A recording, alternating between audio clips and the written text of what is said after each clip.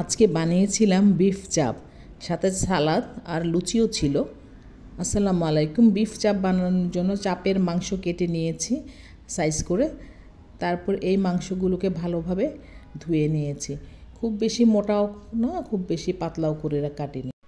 এবার এই চাপের মাংসগুলোকে একটুখানি ছেঁচে নেওয়ার পালা। একটা একটা করে মাংস নিয়ে শিলপাটার যে শিলটা আছে সেই শিলটা দিয়ে আস্তে আস্তে মাংসগুলোকে সাইজ মতো ছেঁচে নিয়েছি, যাতে মাংসগুলো একেবারে ঝরঝরা আর পাতলা হয়ে যায়। এভাবে সবগুলো মাংসকে ছেঁচে নিয়েছি। মাংসগুলো একেবারে পাতলা হয়ে গেছে, একদম খুব ভালোভাবে ছিঁড়া ছিঁড়া টাইপের হয়ে গিয়েছে। এরকম হলে একটাই সুবিধা হচ্ছে, মাংসটা চুলায় দিলে তাড়াতাড়ি হয়ে যায় আর খেতে অনেক মজা হয়, কারণ এর ভেতরে খুব ভালোভাবে তেল মশলা ঢুকে যায়। মাংসগুলোকে একটা বাটিতে নিয়েছি, দিয়ে দিচ্ছি 1 টেবিল চামচ আদা বাটা, 1 টেবিল চামচ পেঁয়াজ রসুন বাটা, 2 টেবিল চামচ দিয়ে দিয়েছি পেঁপে বাটা। পেঁপেটাকে খোসা সহই বেটে নিয়েছিলাম। এখানে পেঁপে বাটাটা অবশ্যই দিতে হবে, না হলে মাংসগুলো কিন্তু খুব হার্ড হয়ে যাবে, এগুলো সফট হবে না। এবার দিয়ে দিচ্ছি 1 টেবিল চামচ সাদা সিরকা, দিয়েছি গরম মশলা 1 টেবিল চামচের মতো, চাপের মশলা দিয়ে দিচ্ছি আধা টেবিল চামচ, 1 চা চামচ দিচ্ছি সাদা গোলমরিচের গুঁড়া। এবার দিয়ে দিচ্ছি 2 টেবিল চামচ সরিষা বাটা। এখানে সরিষার সাথে 1 চা চামচ পোস্ত দানাও দিয়েছি। সরিষা বাটা দিলে এখানে সুন্দর একটা ঝাঁঝালো ফ্লেভার আসবে।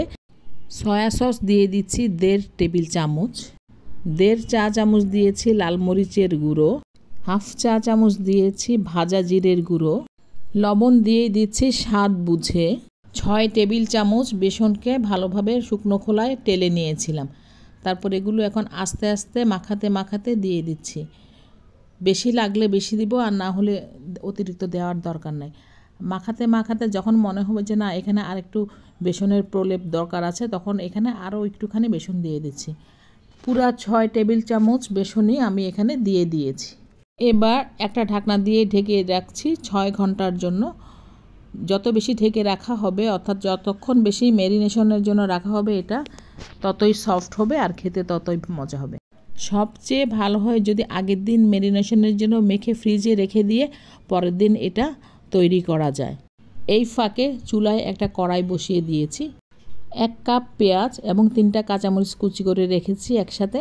এবার এগুলোকে গরম তেলে দিয়ে দিচ্ছি 1 চিমটি লবণ। এই পেঁয়াজগুলোকে হালকাভাবে নেড়ে চেড়ে ভেজে নামিয়ে নিতে হবে। একটা বাটিতে 1 কাপ টক দই নিয়েছি, আধা চা চামচ দিয়েছি ভাজা জিরের গুঁড়ো, 2 চা চামচ দিয়ে দিব তেঁতুলের চাটনি, 1 টেবিল চামচের মতো দিচ্ছি টমেটো সস, দিয়ে দিচ্ছি স্বাদ মতো লবণ। তারপর সব কিছুকে ভালোভাবে মিশিয়ে নিতে হবে। এগুলো যখন খুব ভালোভাবে মেশানো হয়ে যাবে, তখন দিয়ে দিচ্ছি 1 কাপ শসা কুচি। একটু নেড়ে চেড়ে মিশিয়ে নিয়ে দিয়ে দিচ্ছি 3টে কাঁচামরিচকে কুচি করে। এবার এগুলোকেও সব কিছুকে ভালো করে মিশিয়ে নিব। এবার দিয়ে দিচ্ছি আধা চা চামচ চিনি আর আধা চা চামচ চাট মশলার গুঁড়ো। সব কিছুকে নেড়ে চেড়ে ভালো করে মিশিয়ে নিয়ে শসার রায়তাটা তৈরি করে নিলাম। চাপের সাথে লুচি আর রায়তা খেতে বেশ লাগে। একটা সার্ভিং বাটিতে কিছুটা রায়তা ঢেলে নিলাম। চুলায় একটা ফ্রাই প্যান বসিয়ে দিয়েছি, তাতে দিয়ে দিচ্ছি অল্প পরিমাণে তেল। এখানে বেশি ডুবো তেল দিব না, মাখা মাখা তেল দিতে হবে, যাতে চাপের একটা সাইড ডুবে থাকে। এবার গরম তেলে একটা একটা করে চাপ দিয়ে দিচ্ছি। তাওয়াতে যতটুকু আটে অতটুকুই চাপ দিতে হবে। বেশি ঘন করে দিলে এগুলো উল্টানোর সময় এগুলো ভেঙে যেতে পারে। তো আমি প্রথমে একটা বড় দিয়েছি, তারপর আরেকটা মাঝারি সাইজের চাপ পাশাপাশি দিয়ে দিয়েছি। চাপের একটা সাইড যখন হয়ে আসবে, তখন খুব সাবধানে এটাকে উল্টে দিতে হবে।